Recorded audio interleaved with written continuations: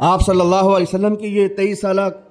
زندگی اور آپ کی یہ سیرت امت کے آج کے ذمہ داروں کو اپنے سامنے رکھنی چاہیے۔ آج جن پریشانیوں پر ہم بیٹھ کر رونا روتے ہیں، جن مالی مشکلات اور معاشی پریشانیوں کی وجہ سے آج ہم دشمنوں اور کافروں کے آگے سر اٹھانے سے قاصر ہیں، آج ہماری جو کمزوریاں دشمنوں کے مقابلے میں، کافروں کے مقابلے میں ہمارے لیے پاؤں کی زنجیر بنی ہوئی ہیں، یہ ساری کمزوریاں اور یہ سارے مسائل مدینے کی ریاست جب معرض وجود میں آ رہی تھی تو یہ اس وقت بھی مسائل موجود تھے، لیکن آپ صلی اللہ علیہ وآلہ وسلم نے کمال حکمت اور دانش کے ساتھ، اللہ کی مدد اور نصرت کے ساتھ ان تمام کمزوریوں کو، ان تمام پریشانیوں کو حل فرما دیا، اور بہت ہی قلیل مدت کے اندر، بہت ہی تھوڑے عرصے میں آپ علیہ الصلوۃ والسلام نے اپنی کمزور جماعت کو جزیرۃ العرب اور اس کے بعد اس سے بھی باہر دنیا کی سب سے بڑی مضبوط قوت بنا کر پیش کر دیا۔ یہ 23 سالہ سیرت طیبہ صرف سیرت کی کانفرنسیں کرنے، سال کے بعد جلسے منعقد کرنے کے لیے نہیں ہے، یہ بہترین لائحہ عمل ہے، امت کے لیے بہترین سبق ہے، اور ایک عام فرد کے لیے بھی، ایک عام مسلمان کے لیے بھی، کہ آج بھی مسلمانوں کے تمام مسئلوں کا حل اسی طور طریقے میں ہے جس سے اللہ کے رسول صلی اللہ علیہ وسلم نے امت کے مسئلوں کو حل کیا ہے۔ آج پاکستان جو دنیا کے اندر مسلمانوں کی سب سے بڑی فوجی قوت ہے، ایٹمی قوت ہے، میزائل ٹیکنالوجی میں اس وقت سب سے آگے ہے، دنیا کی سب سے بہترین فوج رکھنے والا پاکستان لا الہ الا اللہ کا ملک ہے، لیکن اس کے باوجود کہ اس کے اڑوس پڑوس میں موجود تمام مسلمان ملک معاشی طور پر بڑے مضبوط ہیں، عرب ملکوں کو اللہ تعالیٰ نے تیل کی دولت سے مالا مال کیا ہے، دنیا کی آسانیاں، آسائش اور سامان مسلمانوں کے پاس بے شمار موجود ہے، لیکن کفار کے سامنے آج مسلمان امت اس طرح بے بس، لاچار اور ہاتھ بندھے ہوئے کھڑی ہے کہ ان کے بغل میں فلسطین کے اندر ہزاروں مسلمان بچوں، عورتوں، ضعیف بزرگوں کو، ہسپتالوں میں زیر علاج مریضوں کو، گھروں کے اندر موجود لاچار بزرگوں، خواتین اور معصوم بچوں کو اسرائیل آج تقریباً 50 دن ہونے کو ہے، بارود برسا کر امریکہ کی اشیرباد سے، ساری دشمن قوتوں کی اشیرباد سے مسلمانوں کا، فلسطینیوں کا قتل عام کر رہا ہے، لیکن مسلمانوں کے پاس اتنا کچھ ہونے کے باوجود مسلمان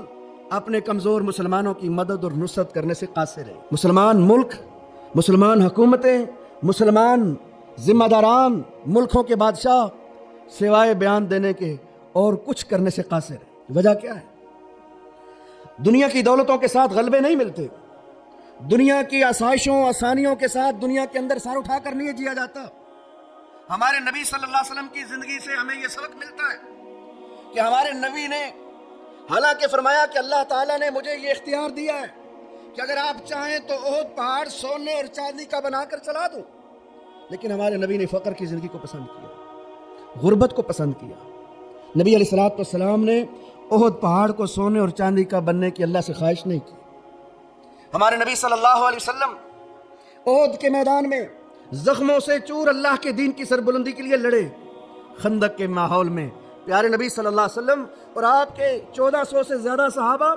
بھوک سے نڈھال، لیکن اللہ کے دین کی سربلندی اور مسلم ریاست کی حفاظت کے لیے پیٹ پر پتھر باندھ کر میدان معرکہ میں کھڑے تھے، لیکن نہ صحابہ اکرام نے اور نہ خود اللہ کے رسول صلی اللہ علیہ وسلم نے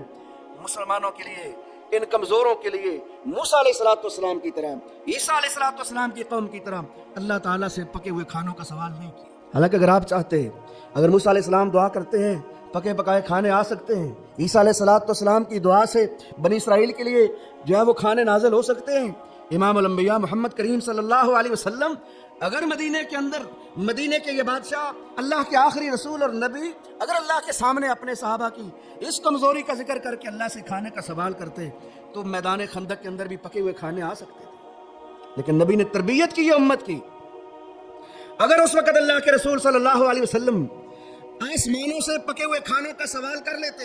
اور صحابہ کے پیٹ ان آسمانی کھانوں سے بھر جاتے اور صحابہ میدان جہاد کے اندر قربانیاں دیتے، تو آج امت کے سامنے یہ عذر ہوتا کہ اس وقت تو نبی تھے، آسمانوں سے کھانے آتے تھے، وہ کھا لیتے تھے، آج ہم تو عام لوگ ہیں، ہمارے لیے تو آسمانوں سے کھانے نہیں آئیں گے، اس لیے ہم تو بھائی جہاد نہیں کر سکتے۔ وہ تو آسمانی کھانے کھا کر جہاد کرتے تھے، ہم یہ دنیا کی بھوک اور پیاس برداشت کر کے کیسے اللہ کے دین کی لڑ سکتے ہیں؟ یہ عذر اور بہانہ قیامت تک کے لیے امت کے سامنے کھڑا ہو جاتا ہے۔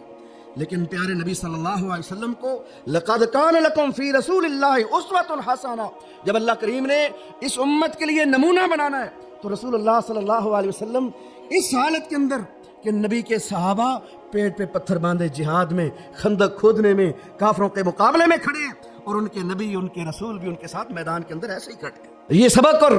تربیت ہے امت کے لیے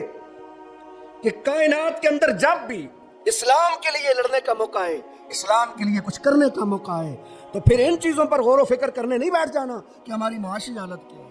ہمارے تعداد کتنی ہے، ہمارے پاس وسائل کتنے ہیں، ان کو گننے اور شمار کرنے میں اور انہی پر رونے میں نہ لگے رہنا۔ جو وسائل دستیاب ہے لے کر میدانوں کے اندر کھڑے ہو جانا، اس لیے کہ اللہ کی مدد مخلص لوگوں کے ساتھ آتی ہے۔ اور آپ صلی اللہ علیہ وسلم چاہے خندق ہو، احد ہو، بدر ہو، حنین ہو، تبوک ہو، یا اس سے علاوہ جتنے بھی آپ صلی اللہ علیہ وسلم نے جہاد اور جنگیں کی، تمام جنگیں امت کے لیے بہترین سبق اور نمونہ ہے کہ نبی علیہ الصلوۃ والسلام اور آپ کے ساتھیوں کو اللہ کی مدد ہمیشہ میدانوں کے اندر حاصل رہی۔ وجہ کیا تھی کہ آپ اور آپ کے ساتھی اللہ کے دین کے ساتھ مخلص تھے۔ نبی صلی اللہ علیہ وسلم نے اپنی جماعت کی تربیت کر دی، اور یہ ایسی شاندار تربیت تھی جس نے آپ صلی اللہ علیہ وسلم کے دنیا کے جانے کے بعد انہی لوگوں کو، انہی ساتھیوں کو، انہی صحابہ کو وہ طاقت اور قوت بخش دی کہ یہ لوگ دنیا کے اندر جس طرف رخ کرتے ہیں اللہ تعالیٰ غلبے اور فتوحات عطا فرماتے ہیں۔ بڑے بڑے لاؤ لشکر رکھنے والے، بڑے بڑے وسائل رکھنے والے دنیا کی سپر پاوریں اللہ تعالیٰ نے مسلمانوں کی قدموں میں ڈھیر کر دی۔ کیا چیز تھی ان کے پاس؟ ایمانی قوت تھی،